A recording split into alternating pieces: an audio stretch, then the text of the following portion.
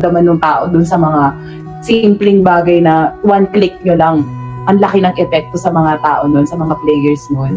Di ba? Parang, pwede ba, huwag nung isipin na may bilang kayo. I mean, oo, alam namin kung paano nyo kami supportahan, na-appreciate namin yun. Pero hindi rin ibig sabihin nun, may karapatan kayong magsabi ng mga word na sobrang nakakasakit. Kasi yung mga words na yan, tumatatak yan sa amin eh. Like, hindi na yun nawawala sa amin kapag may mga sinasabi kayo na ganito, ganyan, ganyan. Hindi na yun nawawala sa amin, tumatatak na yun sa isip namin hanggang sa next game. Hindi na din napigilan ni Cherry Nunag ang hindi magsalita sa mga bashers ng CMFT at sa mga bashers ng ibang koponan. Hi guys, again it's me Vinals TV. So for today's update guys, pag-uusapan natin yung naging pahayag ni Cherry Nunag. Pero bago ang lahat, huwag niyo munang kalimutang i-subscribe at paghampasin ng notification bell button para updated guys sa mga bago kong upload. So yun na guys, lahat ng sinabi ni Cherry Nunag may sense talaga at malaking sampal yun sa mga bashers.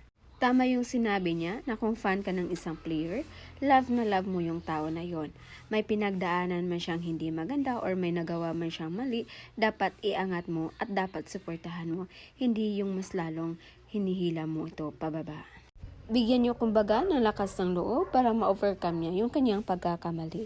Hindi yung down na ngayong tao, mas lalo niyo pang ida-down. Dahil minsan, yung mga paborito nating kuponan or paborito nating players, may mga off talaga sa kanilang laro. Huwag na tayo mambash ng players. Kung alam nyo lang, like hindi lang naman sa team namin to nangyari dito sa ibang team. Bakit pa? Nakakatulong ba kayo?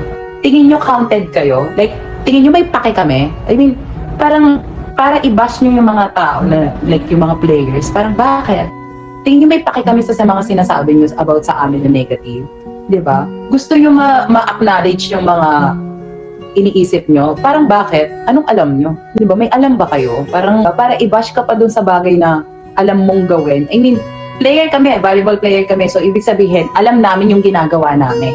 Tapos ibabash ka dun sa bagay na mas alam namin kaysa sa inyo. I mean, siguro naman mas magaling kami sa inyo mag-volleyball. Like, 'di ba? Kaya nga kami player, kayo hindi. Fan kayo. Pag sinabing fans ng volleyball, ibig sabihin love mo talaga, love mo 'yung tao. Kung mambabash kayo ng mga players, hindi kayo fan, 'di ba?